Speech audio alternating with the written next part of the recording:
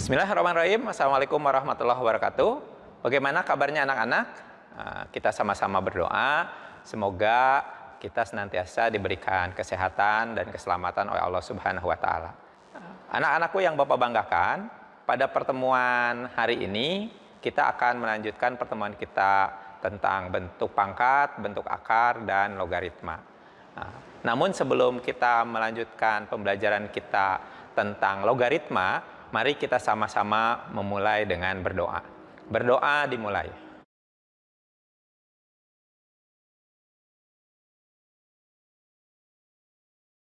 Berdoa selesai. Terima kasih. Baik anak-anak, seperti yang tadi Bapak sampaikan bahwa hari ini kita akan membahas tentang logaritma. Namun untuk bisa memahami tentang logaritma, kalian harus ingat kembali tentang bentuk bilangan berpangkat. Jika ada 4 pangkat 3, maka kalian tentunya sudah paham ya, nilainya adalah 64. Karena 4 pangkat 3 itu pengertiannya adalah 4 kali 4 kali 4. Begitu ya, 4 kali 4, 16, kemudian kali 4 sama dengan 64. Nah, 4 pangkat 3 ini dinyatakan sebagai bilangan berpangkat. Nah, dari bilangan berpangkat ini kita bisa ubah menjadi bentuk logaritma, yaitu 4 log 64 sama dengan 3. Nah, jadi hasil dari 4 log 64 itu sama dengan 3. Itulah yang disebut sebagai bentuk logaritma. Nah, artinya apa? Pada logaritma kalian diminta untuk menentukan nilai pangkatnya.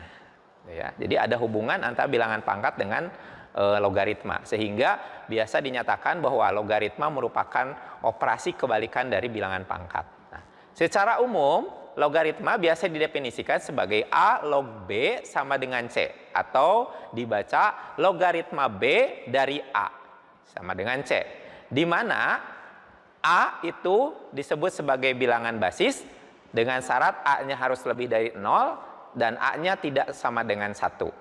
Sedangkan B itu biasa dinyatakan sebagai numerus, dengan B harus lebih dari 0. Sedangkan C-nya merupakan hasil dari logaritmanya. Baik, kita sekarang akan mencoba beberapa contoh soal untuk menentukan hasil logaritma. Ya. Namun sebelumnya kalian harus ingat kembali ya konsep dasarnya bahwa 4 pangkat 3 sama dengan 64 jika dan hanya jika bahwa 4 log 64 itu sama dengan 3. Contoh. Misalkan kalian diminta untuk menentukan nilai dari log 9 dengan pokok 3. Untuk bisa menjawab hasil logaritma ini, maka kalian boleh kembalikan kepada bentuk pangkatnya. Berarti 3 pangkat berapa yang hasilnya 9? Nah, mudah ya? Berapa hasilnya? 2. Maka log 9 dari 3 itu sama dengan 2. Contoh lain, coba. Berapakah nilai dari log 16 dengan bilangan basis 2? Coba silahkan. Berapa jawabannya? Ya, tepat. Jawabannya adalah 4. Nah, kenapa? Karena kalau kalian ingat tentang konsep bilangan berpangkat, bahwa 2 pangkat 4 sama dengan 16. Contoh ketiga, berapakah X jika log X dengan bilangan pokok 5 hasilnya adalah negatif 2? Mudah kan ya?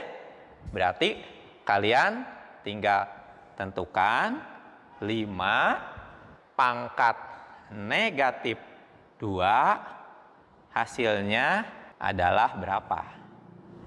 Gitu kan? Nah, kalian sudah pernah belajar tentang bentuk pangkat negatif ya. Berarti 5 pangkat negatif 2 itu sama dengan 1/5 pangkat 2. Maka kalian akan dapatkan X sama dengan 1/25.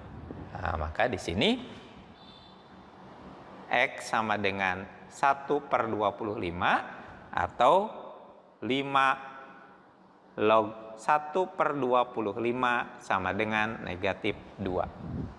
Untuk memudahkan kalian dalam menyelesaikan permasalahan logaritma, kalian harus mengetahui dan memahami tentang sifat-sifat logaritma. Di sini Bapak akan mengelompokkan sifat-sifat logaritma menjadi beberapa kelompok.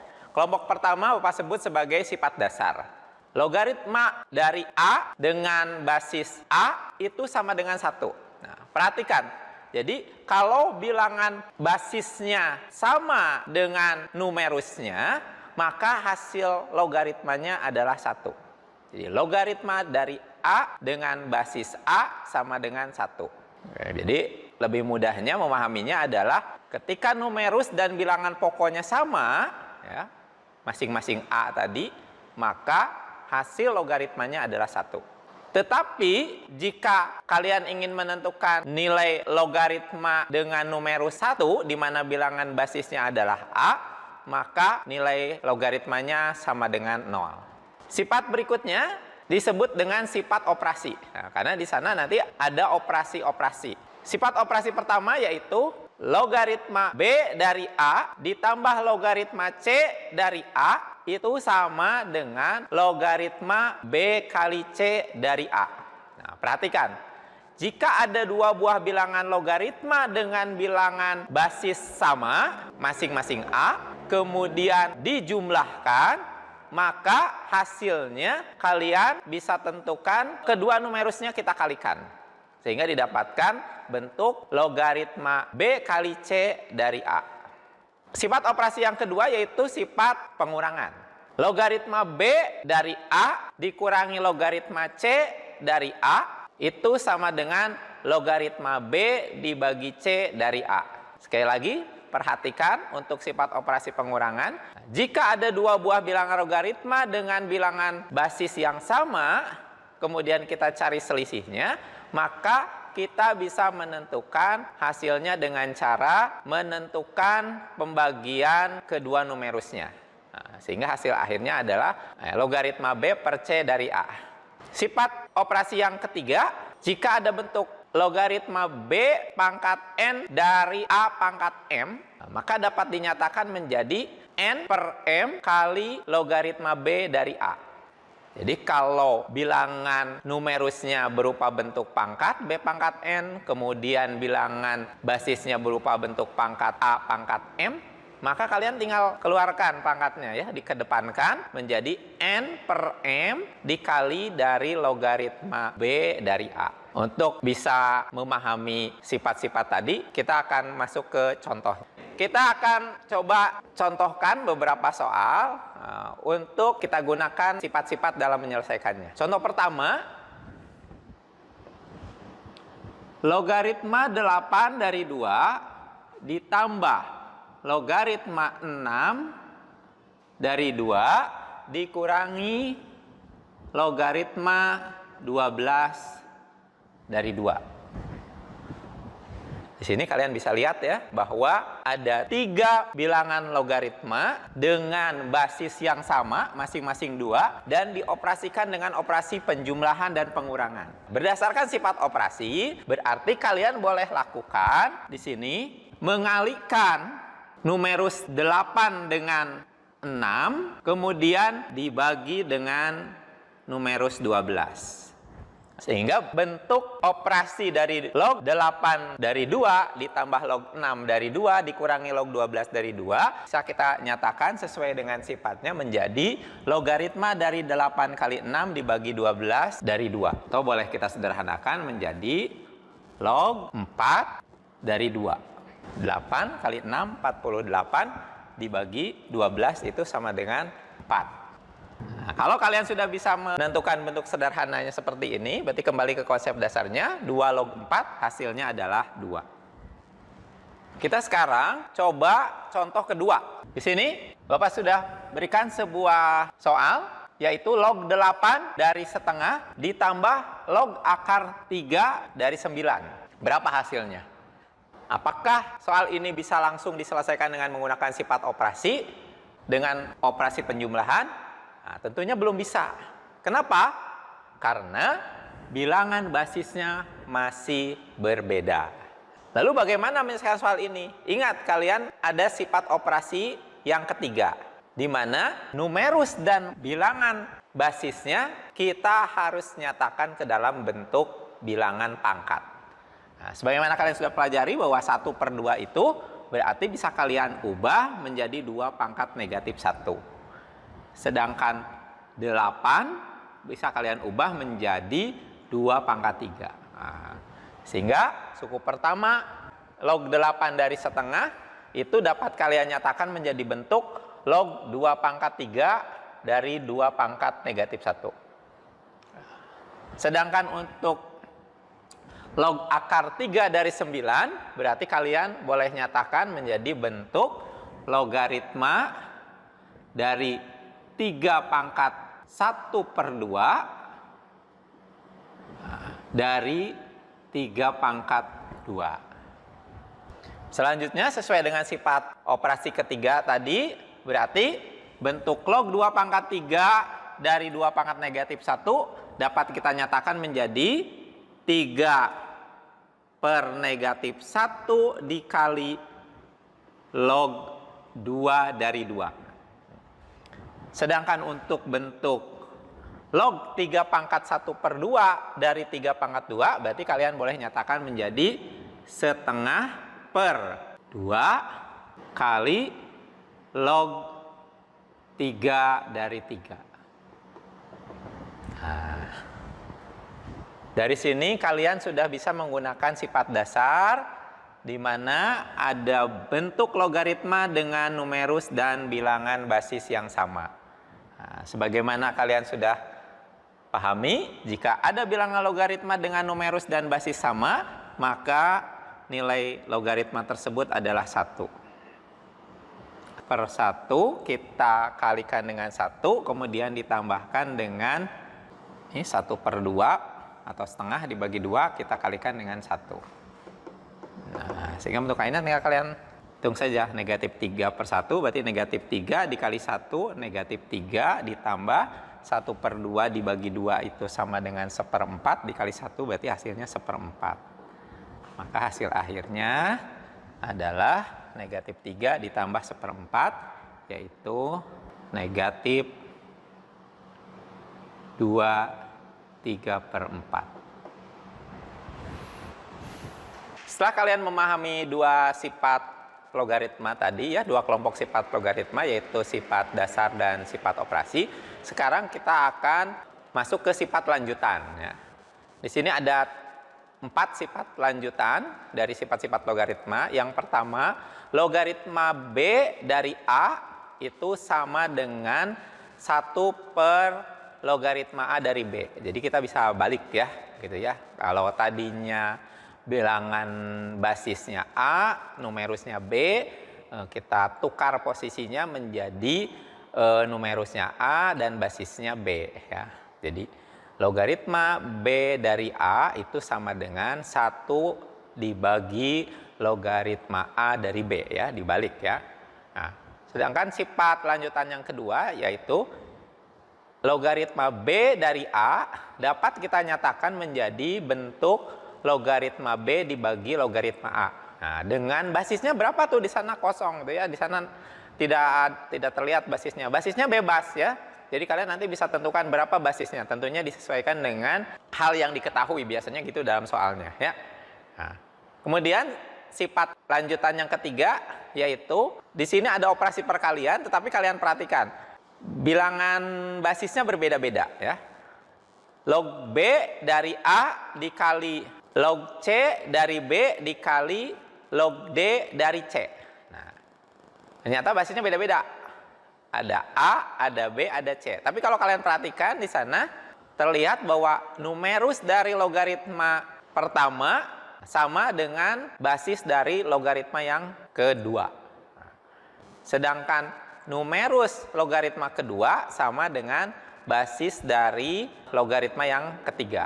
Nah, maka jika kalian menemukan bentuk seperti ini dapat disederhanakan berdasarkan sifatnya menjadi logaritma D dari A ya. Jadi Logaritma B dari A dikali logaritma C dari B dikali logaritma D dari C itu sama dengan logaritma D dari A. Nah, sedangkan sifat lanjutan yang keempat yaitu jika ada sebuah bilangan dipangkatkan dengan bentuk logaritma yaitu A pangkat log B dari A, maka nilainya sama dengan B.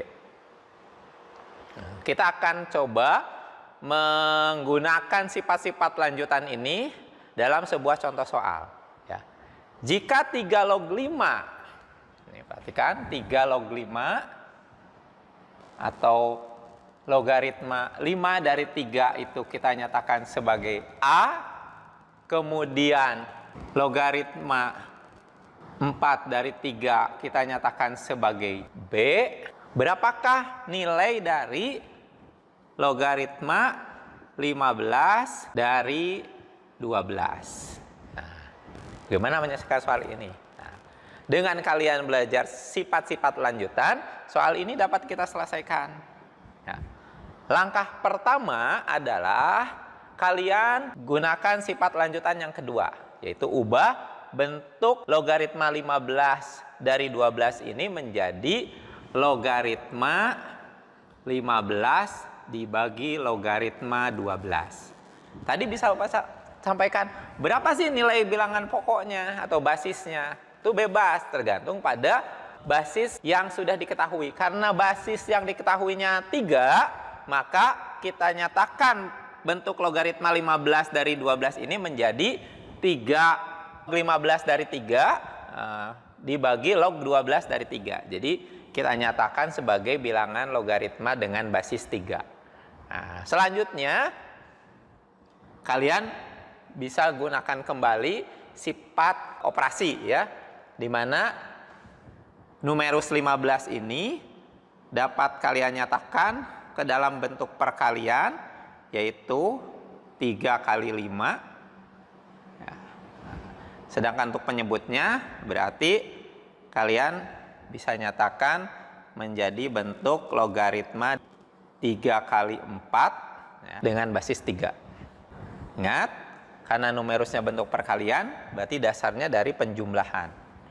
Nah, bentuk logaritma 3 kali 5 dari 3 berarti bisa dinyatakan menjadi logaritma 3 dari 3 ditambah logaritma 5 dari 3. Nah, sedangkan untuk penyebutnya berarti kalian tinggal ubah juga kembali ke sifat operasinya menjadi logaritma 3 dari 3 ditambah logaritma 4 dari 3. Kalau sudah seperti ini mudah kan ya tadi.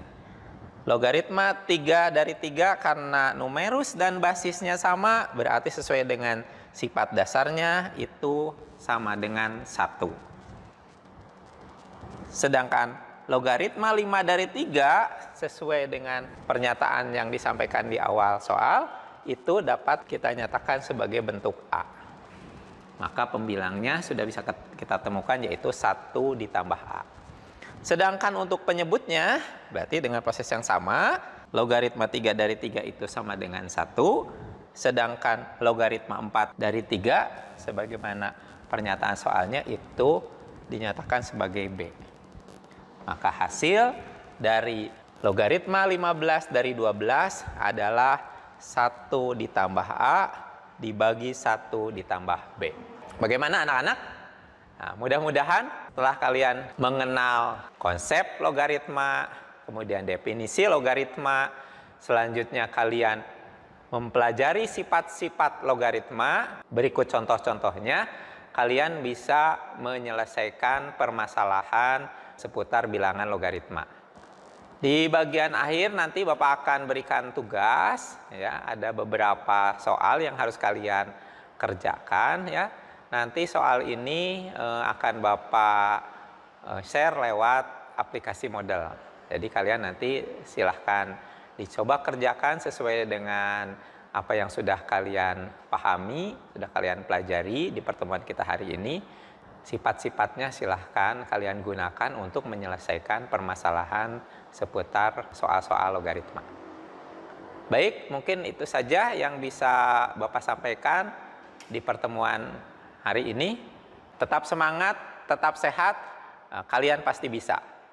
Bapak akhiri pertemuan kita dengan bersama-sama membaca hamdalah. Alhamdulillahirabbil alamin. Terima kasih. Assalamualaikum warahmatullahi wabarakatuh.